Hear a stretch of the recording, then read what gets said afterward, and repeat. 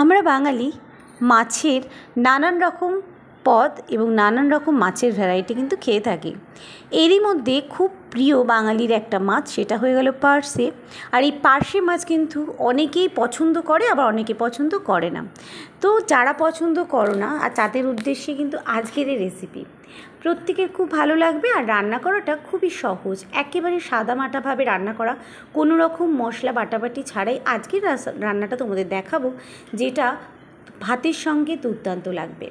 আর পার্শে মাছ কিন্তু আগে আমিও খেতাম না, এখন যবে থেকে পার্শে মাছ রান্না করে খেয়ে মজা পেয়েছি তবে থেকে পার্শে মাছই খাচ্ছি। মানে মনে হয় সপ্তাহে দুবার পার্শে মাছ খাই, এরকম একটা ব্যাপার। তো চলো, পার্শে মাছগুলোকে কিন্তু ভালো করে ধুয়ে নুন হলুদ মাখিয়ে নিয়েছি। কিন্তু পার্শে মাছ ভালো করে ধুবে পেটের কাছটায়, মানে গলার নিচেরটা ভালো করে ঘষে ঘষে ধুতে হয়, কারণ নালে কিচকিচ করে। আর ভাজা হয়ে গেছে, মিডিয়াম টু লো ফ্লেমে মাছগুলোকে গরম তেলে ভেজে নিয়েছি। এবারে কড়াইয়ের মধ্যে দিয়ে দিলাম, মাছ ভাজার তেলের মধ্যে দিয়ে দিলাম রাঁধুনি ফোড়ন। হ্যাঁ, রাঁধুনি ফোড়নে এই মাছের টেস্ট হয় দুর্দান্ত। তার সঙ্গে দিয়ে দিলাম পেঁয়াজ কুচি, কাঁচা লঙ্কা, এখানে রান্নাটা পুরো কাঁচা লঙ্কারই ঝাল হবে। আর দিয়ে দিলাম কুচানো টমেটো। এবারে সব কটা সামগ্রীকে ভালো করে ভাজবো। পেঁয়াজ, টমেটো, রাঁধুনিটা গরম তেলে ছেড়েছি তো সঙ্গে সঙ্গেই ভাজা হয়ে গেছে। তবে পেঁয়াজ আর টমেটোটা ভাজতে লঙ্কাটাকে একটু সময় লাগবে, নেড়ে চেড়ে ভাজবো। তেল যে খুব বেশি দিয়েছি তা নয়, কড়াইটা ছোটো, হয়তো তোমাদের বেশি লাগতে পারে। এরপরে পেঁয়াজটা কিন্তু ভাজা হয়ে এসছে, হালকা হালকা লাল কালার ধরে নিয়েছে। তখনই দিয়ে দিয়েছি, দেখতেই পাচ্ছ, 1 চামচ রসুন। রসুনটাকে কিন্তু আমি বাটিনি, থেতো করে নিয়েছি। এইভাবে রান্না করলে রসুনের পুরো ফ্লেভারটা আসে, খেতে বেশ ভালো লাগে। দিয়ে দিলাম পেঁয়াজ বাটা। পেঁয়াজ বাটা নয়, এখানে দিলাম টমেটো বাটা। পেঁয়াজ কিন্তু আমি এখানে বাটা একেবারেই ব্যবহার করব না, পেঁয়াজ কুচি দিয়েই হবে। দিয়ে দিলাম টমেটো বাটা আর একটুখানি আদা বাটা দিয়ে আবারও এটাকে ভালো করে নাড়াবো। মনে রাখবে এতে কোনো রকম পেঁয়াজ বাটা দেওয়ার দরকার নেই, ভাজা পেঁয়াজই যথেষ্ট। দিয়ে দিলাম অল্প একটুখানি নুন, টমেটো দেওয়ার সঙ্গে সঙ্গে নুনটা অ্যাড করবে। নুনটা দিয়েও আবারও নাড়াচাড়া করলাম। দিয়ে দিলাম সামান্য একটুখানি ব্যালেন্সের জন্য চিনি। আমরা সব কিছুতেই চিনি ব্যবহার করি। অনেকে হয়তো বলতে পারবে যে চিনি দিতে মিষ্টি হবে না, এখানে টেস্টের ব্যালেন্স করার জন্য যেমন পায়েসে দেয় নুন, তা বলে কি অনেক দেয়? সেই রকম এখানে চিনির পরিমাণটাও সামান্য থাকবে, 2 চিমটির মতো চিনি আমি ব্যবহার করেছি। আর এবারে যে মশলাটা দেবো এটাতেই টেস্ট আরও বাড়বে। এখানে ছিল সর্ষে, যে সর্ষে গুঁড়ো পাওয়া যায় সেটাকে আমি গরম জলে আধা ঘন্টা ভিজিয়ে রেখেছি।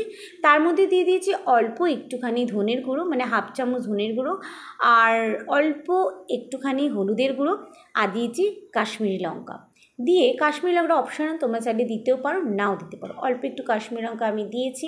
এবারে কিন্তু ভালোভাবে নাড়াচাড়া করছি।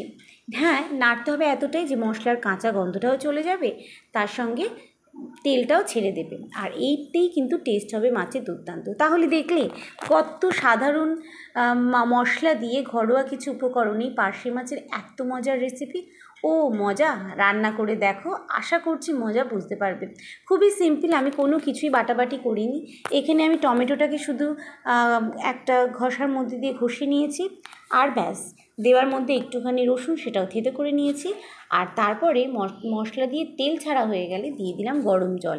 এখানে জলটা কিন্তু মিডিয়াম দিতে হবে, অতিরিক্ত নয়, একটুখানি কাই হবে ঝোলটা।